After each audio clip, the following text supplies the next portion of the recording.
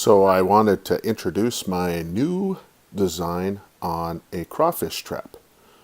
I used 19 gauge half-inch hardware gauze or hardware fabric, I always forget what it's called, and I stitch it together with my J-clips, and it really only uses 4 pieces of that gauze, and it's really easy design, very cheap to make, and I'm pretty excited about what I was able to come up with.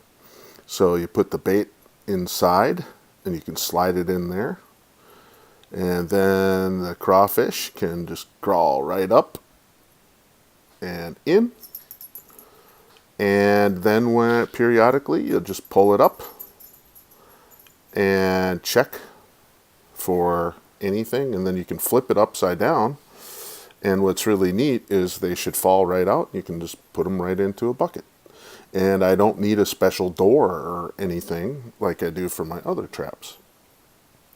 And so I also think that a trap of this design could also be used for a Dungeness crab, because it can get in there and push up on that. So I might try this also to catch a Dungeness crab. So I'm pretty excited about it. I would say it probably only used, I probably spent maybe $2 or $3 worth of material to make this, and that's what makes this really cool.